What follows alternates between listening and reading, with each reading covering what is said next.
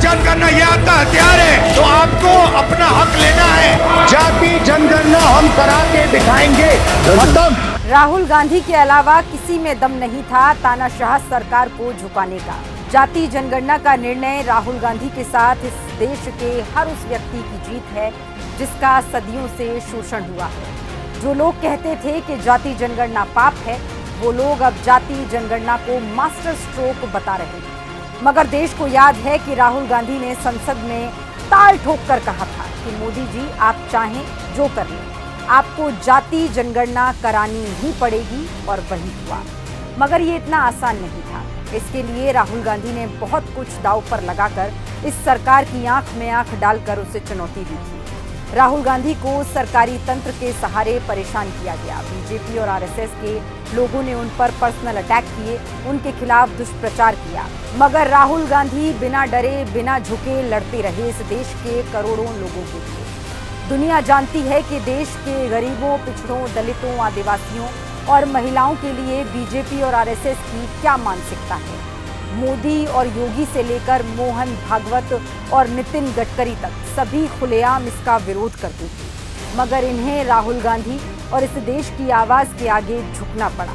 इसी के साथ राहुल गांधी ने एक बार फिर सिद्ध कर दिया कि इस देश में जनता का एक ही नेता है, राहुल गांधी, जो बिना डरे बिना झुके जनता के मुद्दे पर बोलते हैं, जिसके शेर जैसे कलेजे और सच्चाई से अहंकारी सत्ता कांपती है।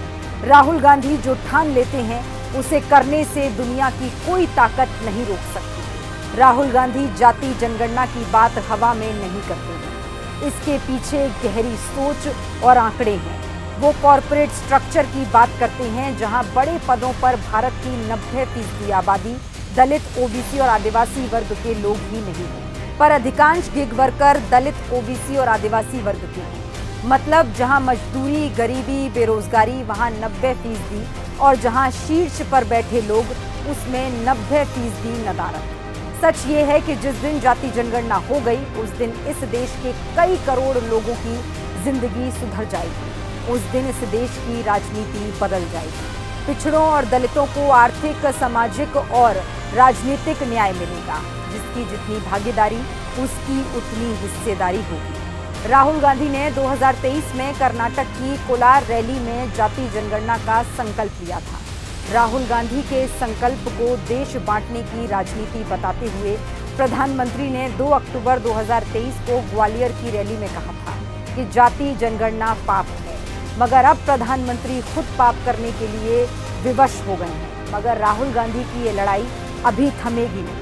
अभी तो आरक्षण की 50% दीवार को तोड़ना है और फिर आर्टिकल 15(5) के तहत निजी शिक्षण संस्थानों में आरक्षण को लागू करवाना है। राहुल गांधी आग में तपा वो सोना है जिसका अगर देश की जनता ने पूरे मन से साथ दे दिया तो इस देश की हालत बदल जाएगी। किसी के साथ अन्याय और अत्याचार नहीं होगा क्योंकि वो उन्हें कतई बर्दाश्त नहीं।